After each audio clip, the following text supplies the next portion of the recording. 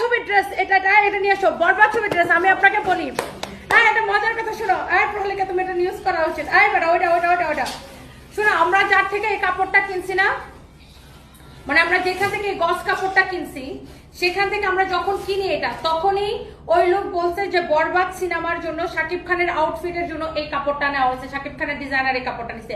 Same জায়গা থেকে, একই জায়গা থেকে, আমরা যে জায়গা থেকে গস কাপড়টা কিনছি।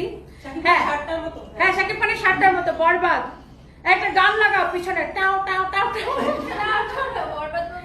বরবাদ মুভির একটা গান লাগানো উচিত। নাও আপনারা মুখে বলেন। নাও রেডি স্টার্ট।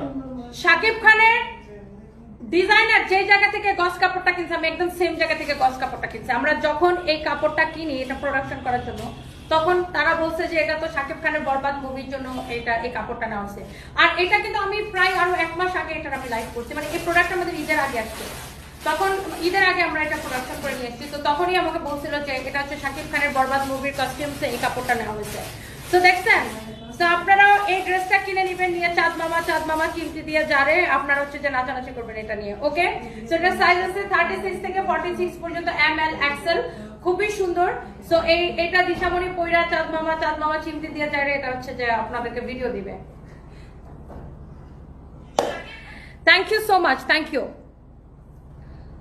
ফাতেমা ইসলাম ঐশী, আপনাকে আমার অনেক ভালো লাগে, thank you so much, thank you. সে একটা বেয়াদব, কাউকে ঠকিয়ে কখনো ভালো থাকা যায় না, যা করবে নিজে হয়ে আবার ফেরত আসবে। মহিউদ্দিন জাহাঙ্গীর, সেটাই। বর্ষা নিজের পেজ থেকে কিভাবে লিখবে? আপনারা না কয়েকদিন আগে বলছেন যে ওর পেজ কেউ খায়া দাও, ওর পেজ কেউ ব্লক করে দাও, ওর পেজ কেউ করে দাও, খায়া দাও, এসব বলে আবার বর্ষা নিজের পেজ থেকে কিভাবে লিখবে বলেন?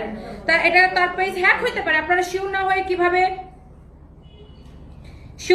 কিভাবে এইসব মানুষ পোস্ট করে? এটা তো আইনত দণ্ডনীয় অপরাধ, এটার জন্য মামলা হওয়া উচিত আইনগতভাবে। আমি তো বর্ষা সুস্থ হয়ে আসলাম, বর্ষাকে বলবো মামলা করে দাও। মামলা করার পয়সা লাগলে রুবাইত ফাতেমা হেল্প করবে।